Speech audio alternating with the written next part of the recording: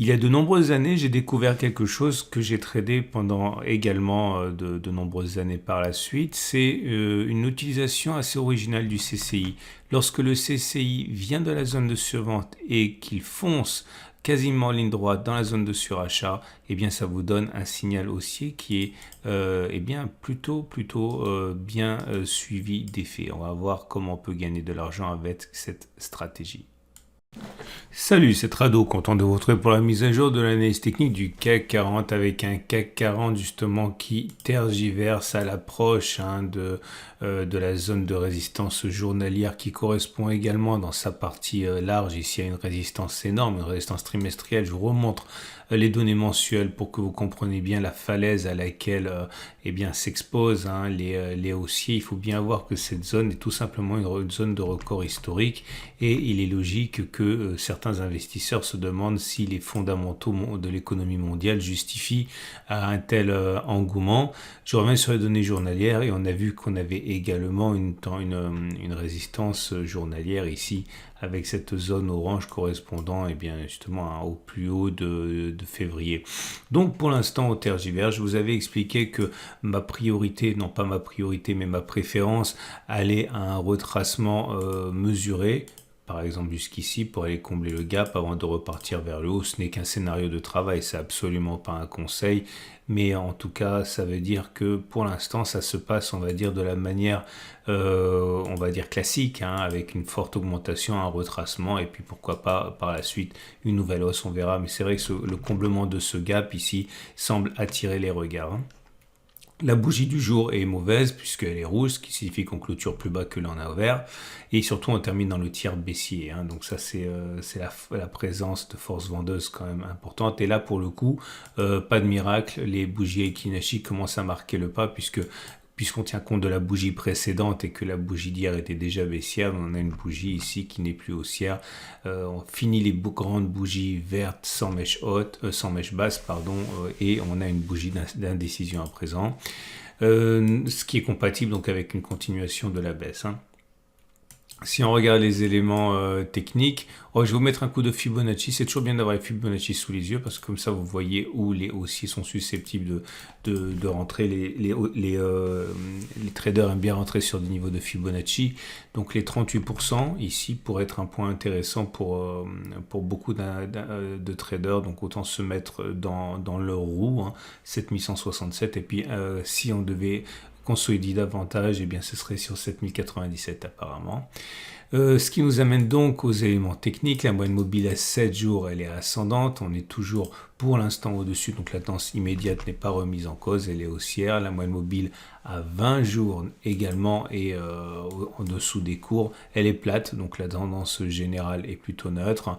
Le croisement M7, M20 est compatible avec un signal haussier et donc éventuellement là aussi compatible avec un retour pour un contact avec la M20 avant de repartir vers la hausse. Ce sont des choses qui sont assez classiques.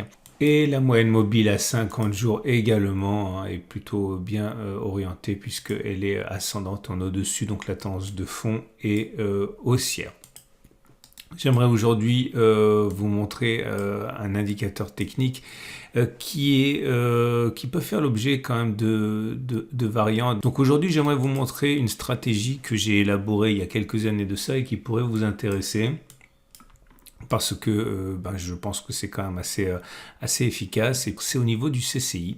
Et regardez ce qui s'est passé. C'est un truc que j'avais remarqué il y a quelques années, je l'ai dit, c'est quand on était en zone de survente, que l'on sort de la zone de survente et que l'on passe dans la zone de surachat, eh bien on a là une stratégie. Ok, je vous montre ça. Ici, vous voyez, on était en zone de survente, donc en dessous de moins 100. On a foncé et dépassé les zéros et repassé au-dessus de 100. Et j'ai mis 2 pouces verts parce que d'une part, lorsque cela se produit, c'était sur cette bougie, eh bien, on a clôturé plus haut. Mais j'ai également mis un deuxième pouce vert parce que lorsque cela se produit, eh bien, si on prend la distance entre le moment où ça se produit sur cette bougie et les plus bas, eh bien, on a des chances quand même intéressantes de faire la même distance vers le haut. Là, vous voyez 5,73, on a fait beaucoup plus. Donc, c'est pour ça que j'ai mis 2 pouces verts.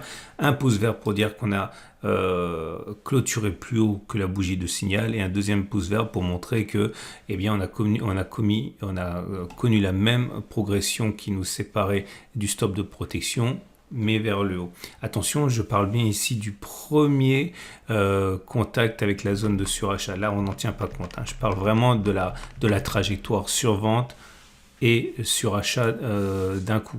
Ok, regardez ici, on était en survente, on est passé en surachat, 2 pouces verts, parce que si on regarde ce qui s'est passé, eh bien non seulement on a clôturé au-dessus avant de revenir sur les précédents creux, mais en plus on a connu une progression au moins égale à la distance au stop de protection établie sous les précédents plus bas, donc 7,23 mais vers le haut. Ben, on a même fait beaucoup plus. Alors attention, là je répète, au risque d'être un peu lourd, mais tout ça, je n'en tiens pas compte, hein. Je tiens compte des entrées en surachat uniquement lorsque l'on vient de sortir de la zone de sur. Là c'est intéressant parce que vous avez un pouce vert et un pouce rouge, puisque le signal a été donné sur cette bougie. On a bien eu un plus haut avant que d'aller chercher le précédent creux, mais par contre on n'a pas eu le temps de faire la même distance vers le haut avant de venir déclencher le stop de protection. C'est pour ça qu'il y a un pouce rouge. Et regardez, là c'est un échec total. Le signal ayant été donné sur cette bougie, ça a tout simplement marqué les plus hauts. On n'a ni clôturé plus haut et encore moins a connu une progression égale à la distance au stop de protection avant de venir ici être stoppé. Donc c'est un double échec. Ok, maintenant que vous avez compris, je fais défiler rapidement pour que vous voyez que c'est quand même une stratégie assez intéressante. En tout cas, ça peut vous intéresser. Et au bout de 30 occurrences, les résultats sont quand même assez intéressants, puisque les probabilités pour que l'on clôture plus haut une fois que l'on a réalisé cette petite gymnastique là, eh bien c'est 97%. Et ça a fonctionné 29 fois, ça a échoué une seule fois. Et ce qui est intéressant, c'est que même si le signal a été donné, c'était sur la séance de lundi, on voit qu'à aucun moment on a clôturé au-dessus. Autrement dit, on a un ratio Garris encore plus intéressant, parce qu'on peut prendre le pari que l'on clôturera au-dessus de 7348 en étant encore plus bas. Donc c'est un ratio Garris qui est encore amélioré.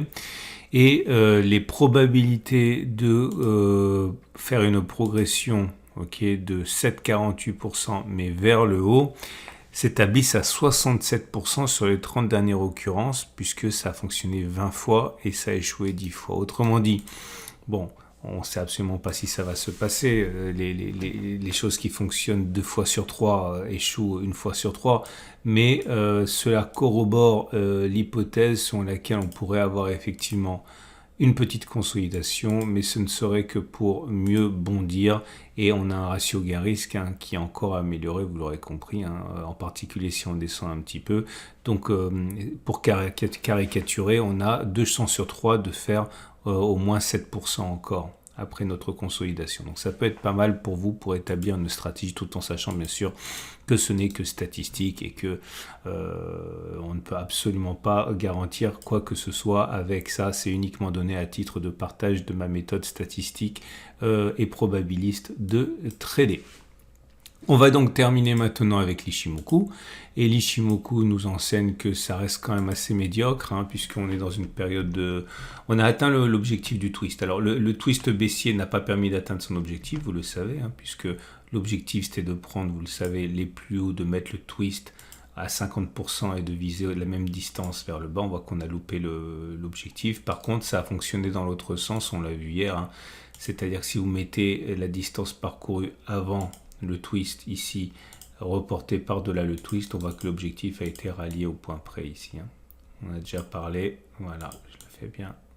Je ne sais pas pourquoi ça ne veut pas y aller, mais bon, on l'a vu hier, ça fonctionne. Ça fonctionnera de toute manière mieux si vous mettez, voilà, comme ça, au point près. Okay, donc pour l'instant, on est en tendance plutôt neutre, hein. Et on va terminer avec les trades du jour. Mais avant de vous parler des trades du jour, je vous rappelle que si vous voulez trader de manière on va dire efficace avec des produits dérivés fiables, eh bien, je peux, à titre personnel, vous encourager à ouvrir un compte avec IG qui est mon partenaire trading. Je vous encourage vraiment à considérer ce broker qui est un leader mondial. Et je vous montre à la fin de la vidéo comment on peut utiliser IG pour du trading de court terme. Pour l'instant, les trades du jour. Si vous êtes haussier, vous l'avez compris, hein, je pense qu'il est envisageable que l'on reprenne la hausse après avoir consolidé. Donc pourquoi pas attendre que ça baisse, acheter à ce moment-là et puis trader dans le sens de ce qu'on a vu avec le CCI. Si vous êtes baissier, bien vous pouvez tout simplement parier sur une continuation de la baisse. Hein. L'idée, c'est en imaginant que l'objectif correctif, c'est d'aller chercher le gap, là, le comblement du gap, eh bien vous avez un ratio gain-risque qui est assez correct. Hein, en imaginant que vous vouliez viser donc 1,4% qui est le comblement du gap, 1,6% même avec un stop de protection au-dessus des précédents sommets à 1,5% ou même un peu moins, voilà, on peut avoir un ratio gain-risque de 1,1, ok, et c'est pas délirant comme objectif. Hein. Donc voilà pour les trades du jour et on va terminer avec, comme je l'ai dit, la matrice intraday. Donc je vous présente ici la plateforme que j'utilise pour les Turbo 24 et les CFD. C'est un compte de démo mais ça fonctionne exactement de la même manière sur un compte réel. Hein. Si vous ouvrez un compte démo, vous aurez automatiquement 10 000 euros ici virtuels pour vous entraîner. Donc je considère que je vous montre comment ça fonctionne. Si vous mettez données journalières, on me demande souvent comment je fais mes matrices de trading, c'est toujours pareil. Hein. Voilà un support, voilà la résistance, je descends d'une unité en 4 heures, vous voyez, hein, ici c'est un support, ok, je descends encore d'une unité de temps sur les données 2 heures et ça se précise, vous avez ici une résistance, un support H2, les résistances H4, résistance H2, etc. Et lorsque je reviens sur les données horaires, tout devient en fait balisé, hein. Il n'y a plus énormément de travail à faire. Ça veut dire quoi? C'est-à-dire qu'on est sur une zone de résistance. Tous les signaux qui pourraient apparaître sur ce niveau feraient l'objet d'un trade baissier. Les signaux haussiers qui apparaîtraient sur le support H2 feraient l'objet d'un achat. Et si on casse la zone verte ici, eh bien, si on a un signal baissier derrière, eh bien, je parierai à la baisse. Hein. C'est toujours pareil. Hein. C'est soit vous intervenez à l'achat ou à la baisse sur signal dans les zones de support et de résistance, soit vous achetez ou vous vendez uniquement parce qu'on est au contact, sans attendre confirmation, sans attendre de signaux. Il n'y a pas de formule universelle, hein. Ça dépend des traders que vous êtes. Vous comprenez bien que si vous êtes ici sur le support H2 et que vous voulez acheter, si vous attendez confirmation, vous serez quand même beaucoup plus haut, donc votre stop de protection sera plus éloigné. Ok, et l'inverse, si vous achetez directement alors que vous êtes sur le support vert, votre stop de protection il est plus proche, mais c'est plus risqué puisqu'il n'y a pas eu de signal de confirmation de rebond. Donc encore une fois, il n'y a pas de méthode miracle, hein, ça dépend de vos préférences. C'en est terminé de la vidéo, c'est une excellente journée et je vous dis à demain pour la mise à jour.